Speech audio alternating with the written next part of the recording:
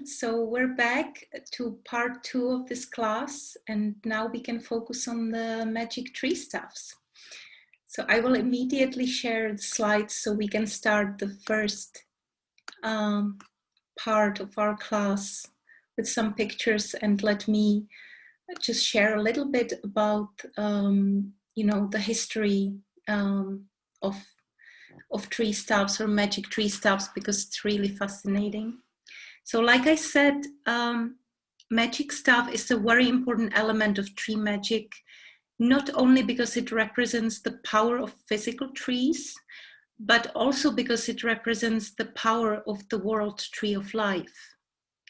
Like I said earlier, I like to call it the world tree of life, but it has had many names throughout the history: tree of life, world tree, axis mundi, world pillar, and so forth.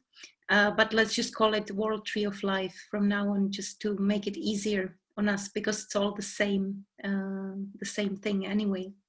And magic staffs have always been important magical tools for magicians, druids, shamans, and mainly because they functioned as these mediators between the world tree of life and our personal tree of life, or our energy field, which we discussed in part 1 of this class. And in reference to the world tree of life, the magic staff represents the central trunk that holds the multiverse, if you will, together. And it holds the branches and roots, and symbolically all the realms and worlds in the world tree of life. So the magic staff symbolizes the central pole, the so-called axis mundi, or the pillar of heaven, as well as this channel through which a soul travels into the various spheres of existence. It also represents the ladder and stairway from the younger traditions that we learned about earlier. And in regard to the electromagnetic field that we discussed in part 1, it symbolizes the core vortex of the electromagnetic field, where the energy spins really fast and connects the flow from within, without, and from above, below. And anyway, magic staffs have a really long and rich history. And let me just show you some examples. Let me go closer. Here we can see some examples from history of magic staffs. This is the staff of Asclepius, the Greek healing staff, which is often confused with the caduceus over here, which is the staff of Greek god Hermes, or later Roman Mercury. But the difference is that the staff of Asclepius has this one serpent coiled around the staff, while this one has 2 serpents and the wings on top. And these are 2 examples of the magic staffs of ancient Egypt. Here we see the lotus staff and the vast scepter staff, which has the Bennu bird on top. And here we see some interesting examples of magic staffs from Mesopotamian traditions, like ancient Mesopotamia, Sumer, and so forth. They usually had these hook-like ends. Here is a really famous also example of Egyptian magic staffs. Here are some Etruscan, therefore ancient Italian magic staffs that were, they ended in this beautiful spiral, or sometimes a serpent head. The connection between magic staffs, the world tree of life, and serpents is really a big thing, but I will get to that later. And here we see another example of a magic staff. This is an ancient Greek magic staff, usually depicted in reference to god Dionysus. And it has this ribbon, which probably also relates somehow to the serpent symbolism. And it has this pine cone on top, which probably is a reference to the pineal gland. And here is the distaff, this is a magic staff that has been regarded the magic staff of the wise women, or ancient goddesses. as there were all over Europe, there were found these graves with wise women buried with their magic staffs that had this distaff kind of resemblance. And the distaff is a symbol of the three fates, or the three Norns of the world tree of life in Norse mythology, because they spin the destiny of the world tree. So the distaff is one of their attributes, one of their tools. And here we see some more examples. These are some examples of ancient goddesses with their staffs that also kind of resemble serpents at times. This is from ancient Europe. This is a goddess Hathor from Egyptian mythology with her lotus staff. And here is a mysterious figure found on the Isle of Man. It's from a 10th century relief, and this figure carries a magic staff that really looks like a tree. You can see it even has the roots. And here we can see some more examples. Here we can see the Etruscan, so old Italian magic staff with the spiral on the end. And here we can see Jesus with his staff, Jesus the shepherd. There's more to the staff symbolism also in Bible, like many of the biblical figures, the patriarchs and saints carry staffs that actually, that have some metaphysical power.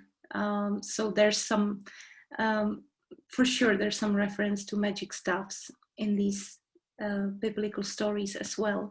And here we can see a reference to the three fates, or the three Norns, but this is a medieval illustration of the three women and the art of spinning. And she has the distaff, which, works in the spinning process. And here we can see a witch with a distaff. This is a drawing by Dürer, and you can see that later witches were connected to distaffs. I will mention that later again. And now we get to the serpent and bird symbolism, which has been affiliated with the magic staff and the world tree of life throughout history, and also in shamanic traditions, because these two sacred animals are basically considered the tree's guardians. In the case of the serpent, it's a bit trickier, and one has to learn to differentiate, as there are these two types of the serpents. One is the benevolent guardian type, who symbolizes the life and the rejuvenating quality of the tree. And in the physical sense, also tree sap, which is quite interesting. And then there's a malevolent one, who is the enemy of the tree and who always tries to destroy the tree, but never succeeds. And the benevolent types of serpents can be seen in these ancient artworks. Here you can see the ancient Indian Naga beings who were benevolent. One of them helped Buddha during his enlightenment under the Bodhi tree. He came and shielded him. And here you can see interesting example of that actually bears a resemblance to the caduceus. If you can see, both these images bear a resemblance to the caduceus. And this is a depiction of the Sumerian god Ningishida, who was called the god of the good tree, which is quite interesting. And he has been depicted as this double serpent. So probably the caduceus is a much more ancient symbol and much more mysterious than we are taught. And then, we have some malevolent types of serpents in regard to the world tree. For example, the Norse Nidhogger, who is sometimes depicted as a worm or even a dragon, and who bites at the tree roots and tries to destroy it. Or you also have, the wicked tree serpent in the biblical story of Garden of Eden, who tempts Eve. We all know that story. But the caduceus is a perfect example of the magic staff, where both these serpents are present, and also the wings that symbolize the bird guardian, who is usually benevolent. He just guards the tree in the branches. And the caduceus also symbolizes dualities in general, also the double helix of the DNA, but that's a different topic. And I should also note that when we find our magic staff, it's good to find out who the bird and serpent guardians are. I mean the benevolent serpent guardian, as these are probably attuned to our own tree of life and our energy field, which we discussed earlier.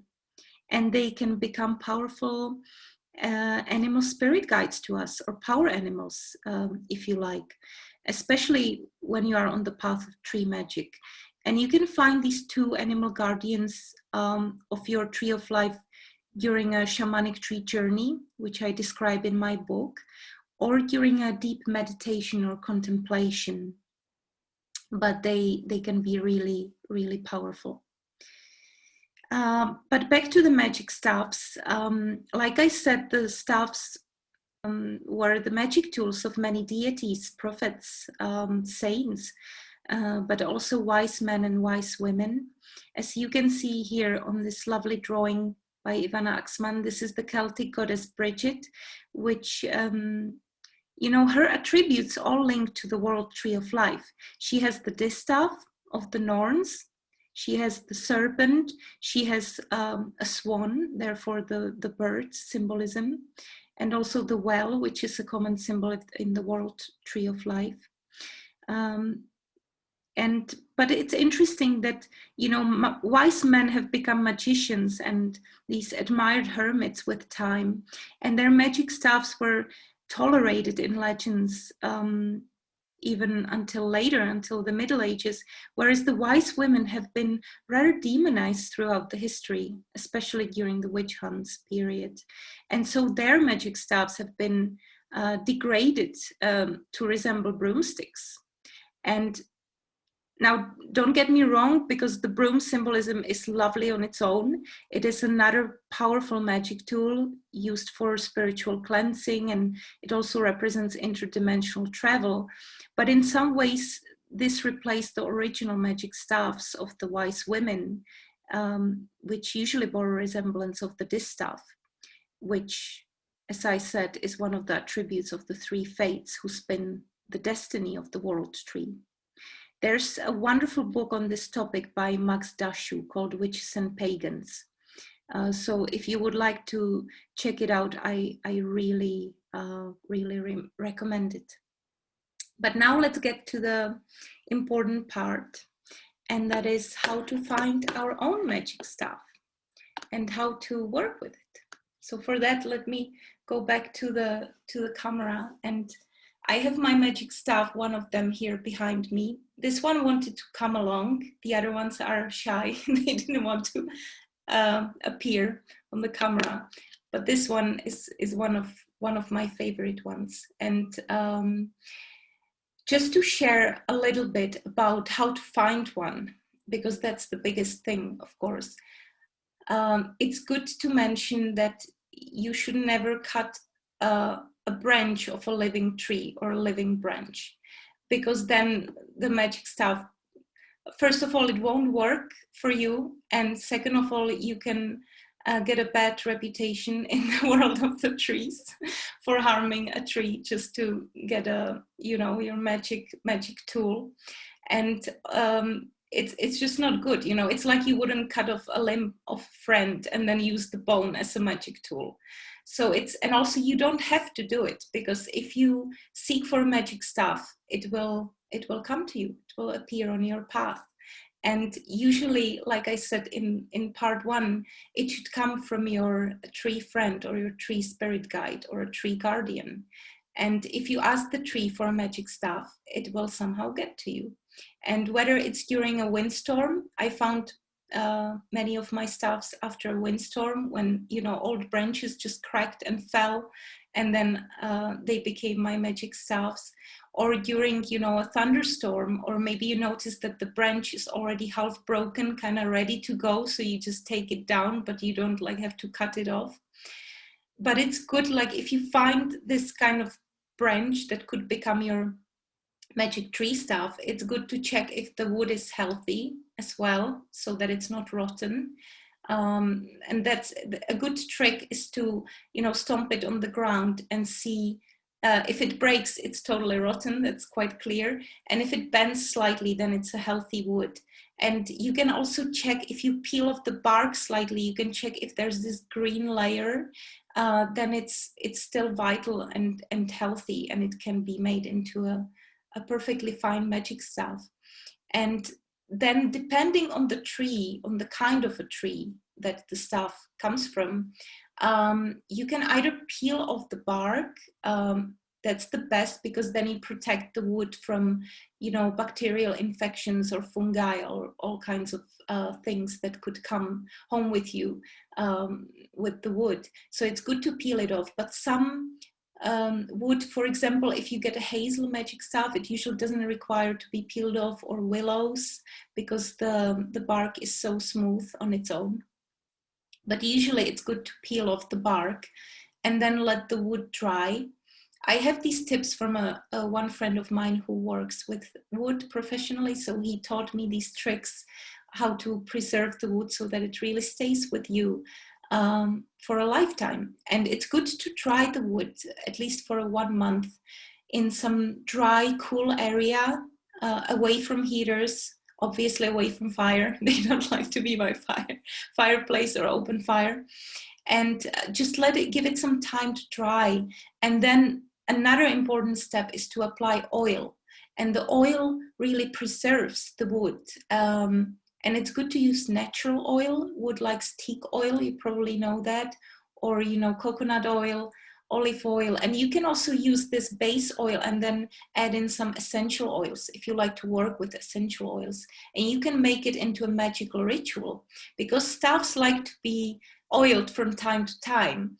So it's good to maybe recharge them this way, and maybe put in some prayers and energy work into recharging them with these oils and possibly essential oils.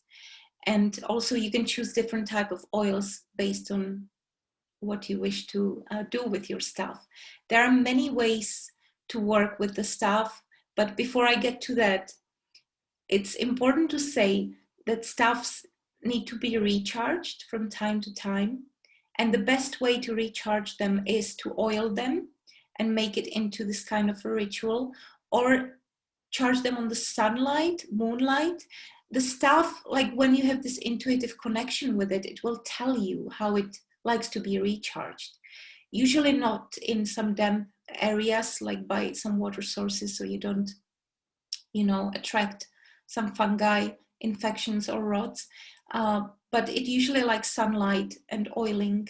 And it also loves to be recharged by its mother tree. So if you live close to the mother tree, it's great to take your staff there for a walk, or just take it there from time to time to get this connection.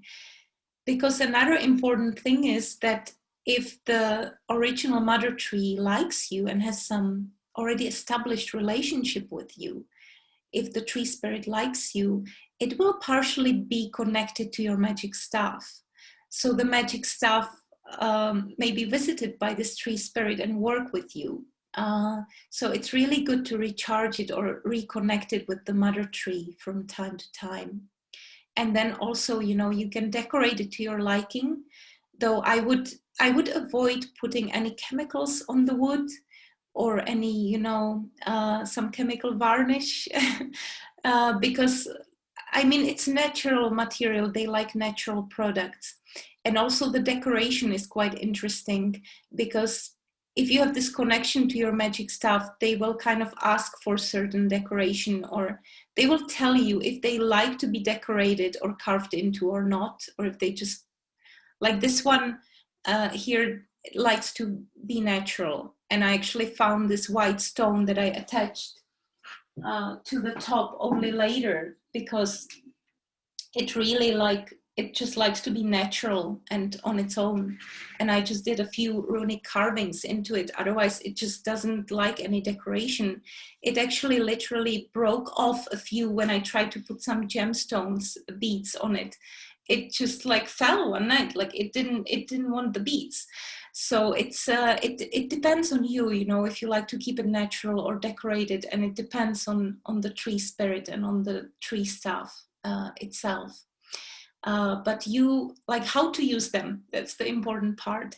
How to use them, there are just so many ways.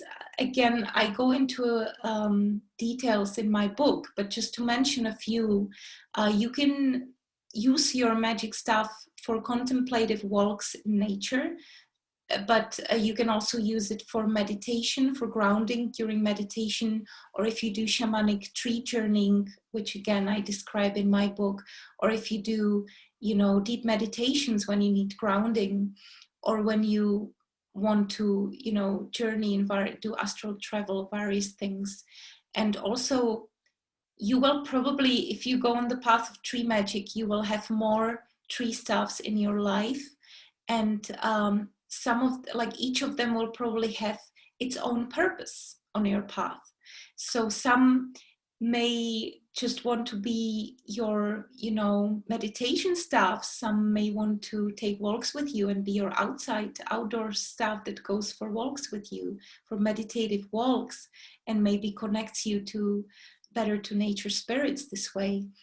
And some stuff might just like to be your guardian staff. So it may just be happy with, like, being somewhere in your apartment or in your home and just, you know, protect you. I have a staff like that. She doesn't even like to move. She just likes to be in this one spot, you know, and guard the home.